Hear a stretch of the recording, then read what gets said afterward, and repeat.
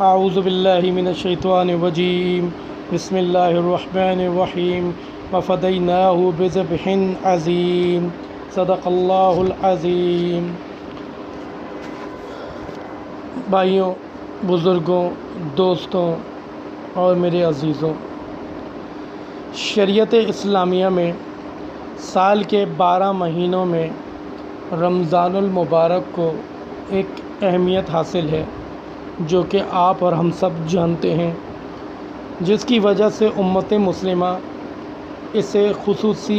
اہمیت کا حامل قرار دیتے ہوئے اپنے اعمال صالحہ سے اس مہینے کو مزین کرتے ہیں۔ کچھ اسی طرح کا اہتمام انفرادی اعتبار سے ذی الحجہ کے پہلے 10 دنوں میں بھی دنیا بھر میں جا بجا دکھائی دیتا ہے۔ یہ اہتمام ہر زمانے میں صالحین نے اجتماعیت کا رنگ دیے بغیر اپنا رکھا تھا۔ خوش آئند بات یہ ہے کہ ہمارے زمانے میں بھی اس وقت ایسے لوگ موجود ہیں جو ان راتوں کا اہتمام کرتے ہیں اور قربانی پرخلوص طریقے سے کر اللہ رب العزت کی طرف سے ثواب حاصل کرتے ہیں۔ 9 ذی الحجہ سے 13 ذی الحجہ میں آنے والے دنوں کو شریعت کے دیے ہوئے نام کے مطابق ایام تشریق کہا جاتا ہے، اور ان دنوں میں انفرادی اور جماعت سے پڑھی جانے والی تمام نمازوں، فرض نمازوں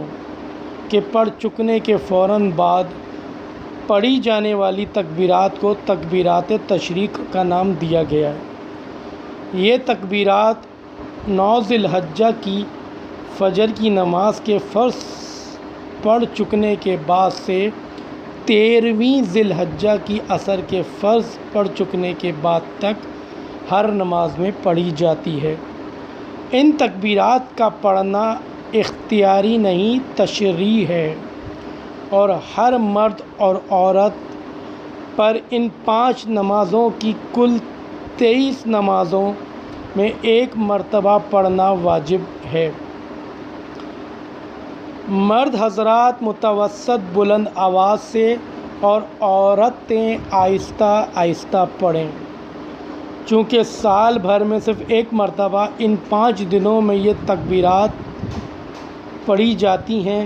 اسی لیے عموماً پڑھنا یاد نہیں رہتا، لیکن باجماعت نماز پڑھنے سے دوسرے بھی پڑھنے لگتے ہیں۔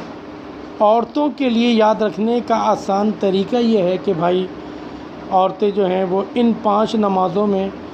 گھروں میں نماز پڑھنے کی جگہ پر سامنے لکھ کر لٹکا دیں۔ ان مواقع پر بہت سارے نمازیوں کو دیکھا گیا ہے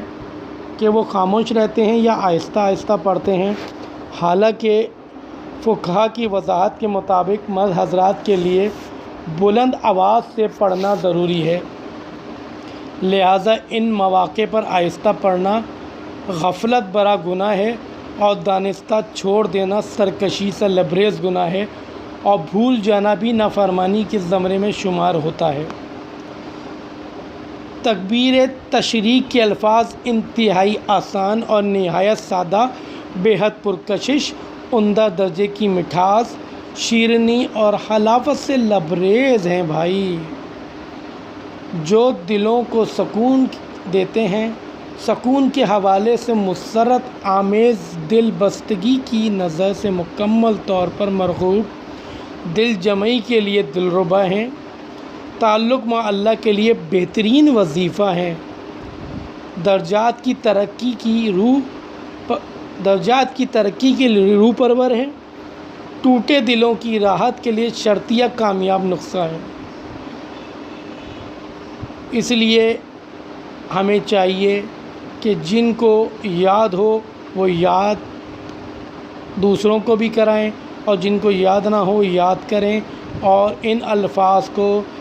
تکبیر تشریق جن کو کہا جاتا ہے پڑھیں۔ اللہ اکبر، اللہ اکبر، لا الہ الا اللہ، واللہ اکبر، اللہ اکبر، وللہ الحمد۔ یہ 3 اعلیٰ ترین بزرگوار شخصیات کی ایک خاص موقع پر زبانوں سے نکلے ہوئے الفاظ ہیں۔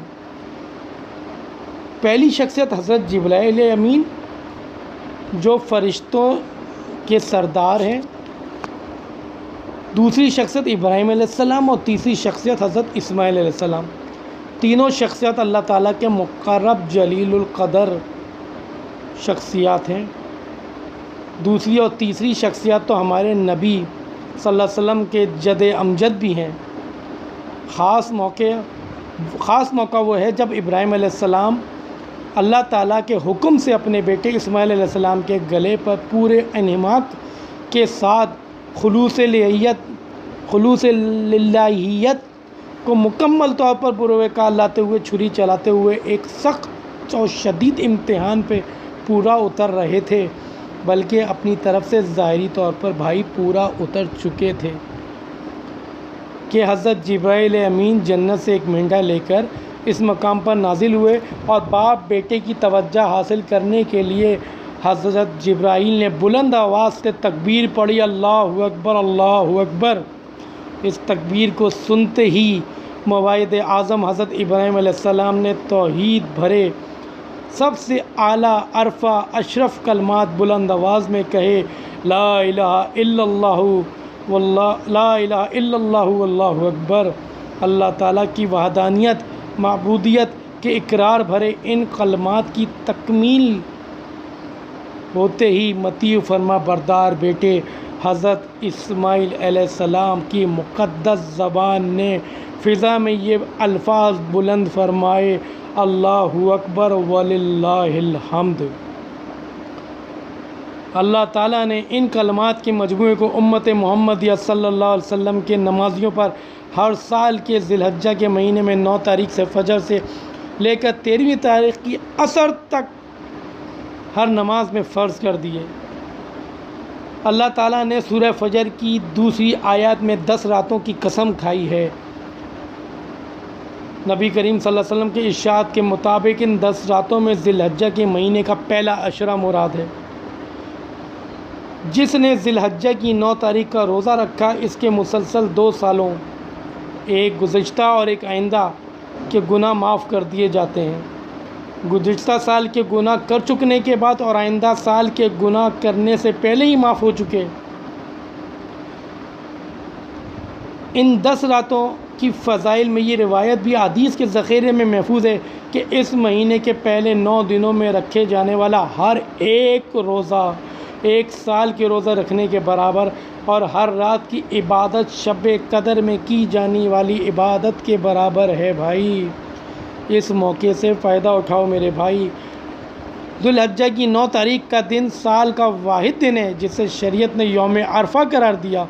اور اسی تاریخ میں حج کا اہم ترین رکن وقوف عربہ عرفات کے میدان میں ادا کیا جاتا ہے۔ نہ اس تاریخ سے پہلے کسی تاریخ میں، نہ اس تاریخ کے بعد کسی اور تاریخ میں وقوف عرفہ کر کے مسلمان کسی کو عند یا و عند الناس حج کا فریضہ ادا کرنے اور تسلیم کیا جاتا ہے۔ شریعت کی طرف سے واجب کردہ ذی الحجہ کی 10، 11 اور 12 تاریخ میں مخصوص جانوروں کے ذبح کے ساتھ ادا ہونے والی قربانی کا ایک دلکش، دل پذیر، دل پسند، دلشاد، دل فریب، دل کشا، دل نشیں، دل نواز پس منظر ہے، جو آپ سب جانتے ہیں کہ حضرت ابراہیم علیہ السلام نے کس طرح اللہ تعالیٰ کی فرما برداری کرتے ہوئے اس امتحان میں پورے اترے جو حضرت ابراہیم علیہ السلام نے اپنے مقرب نبی سے لیا۔ اب اس بات کو اچھی طرح سمجھ لیجئے کہ قربانی کن لوگوں پر واجب ہے۔ ہر اس مسلمان عاقل بالغ مقیم مرد عورت پر واجب ہے جس کے پاس 10، 11، 12 ذی الحجہ کی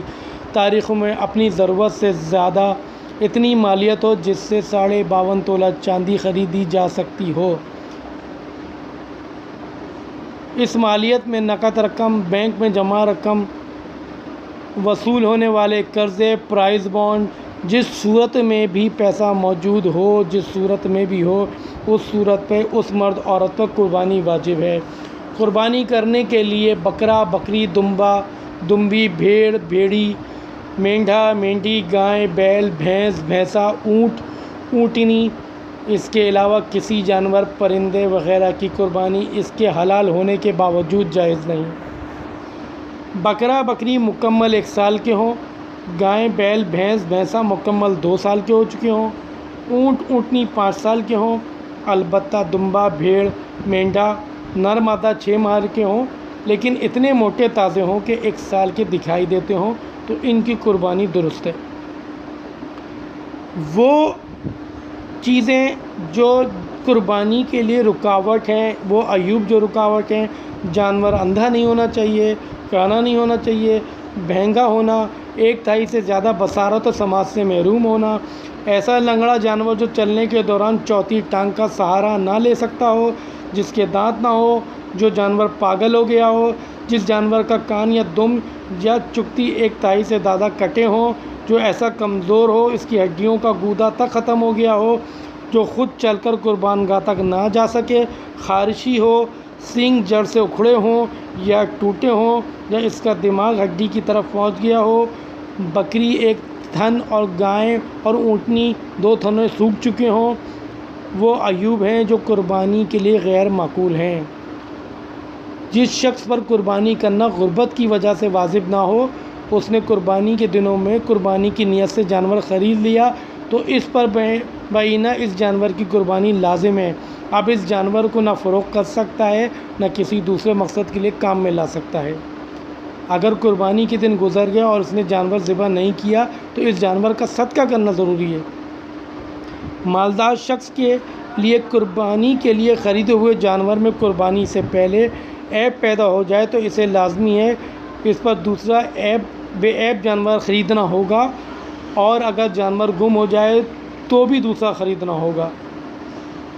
بکرا بکری دمبا دمبی بھیڑ بھیڑ مینڈھا مینڈھی جیسے قربانی کے چھوٹے جانور صرف ایک فرد کے لیے مقرر ہیں، البتہ گائے بیل بھینس بھینسے اونٹ اور اونٹنی جیسے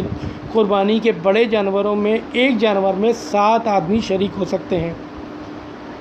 دنوں کے حوالے سے شریعت نے 10 11 12 ذی الحجہ کے ہر دن ہر سال کے لیے مقرر فرمائے ہیں۔ ان 3 دن کے علاوہ چوتھے دن قربانی کہیں سے ثابت نہیں ہے، چوتھے دن قربانی نہیں ہوتی۔ قربانی کے جانوروں کو قبلہ رخ لٹا کر اس کے گلے پر جانور کی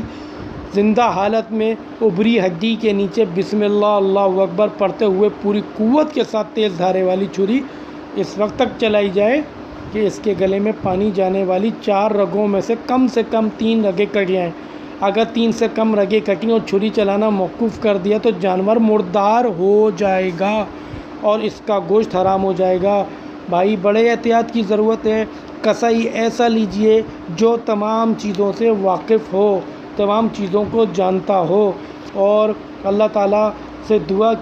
کریں کہ اللہ تعالیٰ میرے اس عمل کو، آپ کے اس عمل کو، قربانی کے اس عمل کو اللہ تعالیٰ قبول فرمائے اور اللہ تعالیٰ ہمارے اندر اخلاص پیدا فرمائے، کیونکہ یاد رکھیے گا اللہ تعالیٰ کے پاس قربانی کا گوشت اور خون نہیں پہنچتا، اللہ تعالیٰ کے پاس تمہارا اخلاص، تمہاری نیت پہنچتی ہے۔ جب تمہارا اخلاص، تمہاری نیت اچھی ہوگی تو اللہ رب العزت اس میں برکت عطا فرمائیں گے اور اس کو پوری طریقے سے آپ کو کامیابی عطا فرمائیں گے۔ اللہ تعالیٰ مجھے، آپ کو اور ہم سب کو سمجھنے کی اور عمل کرنے کی توفیق عطا فرمائے۔ وآخر دعوانا والحمد للہ رب العالمین۔